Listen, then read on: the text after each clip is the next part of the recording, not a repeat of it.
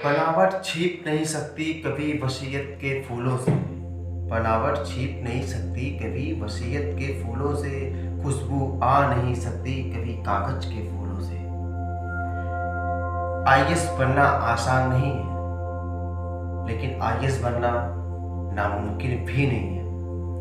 दोस्तों, आज हम एक छोटी सी कहानी आपको बताएंगे। एक लड़की कितने संघर्ष, इनकम ऑफ सोर्स कुछ भी न रहते हुए वो एक मिसाल कायम की। वो आईएएस बनी। उसने जो सोचा वो किया, एकदम रिसोर्सेज की वजह से, जहाँ इनकम का कोई जरिया ही नहीं था। एक गरीब परिवार से उठी और उन्होंने वो साबित किया जो वो करना चाहती थी, जो उनके हौसले थे। तो चलिए हम आज उस कहानी पे बात करते हैं। दोस्तों, एक ऐसी लड़की की कहानी हम आपको बताएंगे, उनकी कहानी से रूबरू कराएंगे जिनके घर के आर्थिक हालात बचपन में बहुत ही खराब थे। इतने ज़्यादा खराब थे कि स्कूल जाने की उम्र में पढ़ाई के साथ साथ उन्हें अपने घर के काम यानी पशुपालन में हाथ बढ़ाना, घर का सारा काम करना, ये सब उनका दिनचर्या था। उस महान लड़की का नाम है श्री वनमती। वनमती खुद भी बचपन में भैंस वो भैंस चराने जाया करती थी। इन हालातों से गुजरते हुए भी उन्होंने आईएएस बनकर एक मिसाल पेश की है। श्री वनमती केरल के ईरोड जिले में से ताल्लुक़ रखती हैं। वो बहुत ही साधारण परिवार से थी। उनके यहाँ पशु पाला जाता था, पशुपालन का काम होता था। वनमती भी पशुओं का चारा खिलाना, भैंस को चराना, मतलब जो भी काम होता था, उस सब काम को करने के बाद वो पढ़ती भी थी, क्योंकि वो पढ़ने में बहुत अच्छी थी। और वो चाहती थी कि हमारे घर के हालात बदलें, और वो अपने घर के हालात को एक पढ़ाई में तब्दील करना चाहती थी। जब वो 12वीं पास की तो उनके ऊपर शादी का दबाव फैमिली वाले बनाने लगे, रिश्तेदार सब प्रेशर देने लगे, नहीं शादी कर लो। लेकिन इसी दौरान उन्होंने एक सीरियल आता था गंगा यमुना सरस्वती नाम का, जिसमें नायिका आईएएस अफसर रहती है। और तो यही देखने के बाद वनमती जी ने ये तय कर लिया कि वो भी आने वाले फ्यूचर में एक आईएएस अफसर ही बनेगी।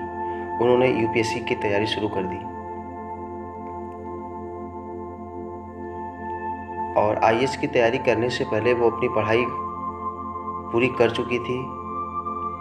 उन्होंने कंप्यूटर एप्लीकेशन में भी पीजी किया था। अपने घर के खर्च को चलाने के लिए एक प्राइवेट बैंक में नौकरी भी की थी और साथ साथ घर के कामों में भी मदद करती थी। लेकिन उसके साथ साथ वे अपने लक्ष्य को कभी नहीं भूलती थी। उन्हें अपना लक्ष्य हमेशा याद आता था और वो हमेशा यूपीएससी की पढ़ाई पढ़ने लगी और इसकी यूपीएससी की तैयारी करने लगी। आपको एक खास बात बताएं, सोचो इस विषम परिस्थितियों में कोई अपने आप को कैसे टूटने से रोकता है। जिस दिन उनका इंटरव्यू था उसके ठीक 2 दिन पहले उनके पिताजी वनमती जी के पिताजी बीमार हो गए थे और उन्हें हॉस्पिटल में भर्ती भी कराया गया था। और वनमती जी इतनी महान दिल की थी कि अपने पिता की देखभाल भी हॉस्पिटल में करती थी और उसके साथ साथ फिर उन्होंने वहाँ जाके इंटरव्यू दिया। पहली बार वनमती जी को यूपीएससी में सफलता नहीं मिली थी, लेकिन फिर भी उन्होंने अपने हौसले को टूटने नहीं दिया। वो जानती थी कि अगर वो संघर्ष करेंगी तो वो वहाँ तक जरूर पहुँचेंगी। वो डटी रही और इसी का नतीजा ये हुआ कि सन 2015 में उन्हें सफलता मिल गई, उन्होंने यूपीएससी को क्रैक कर दिया।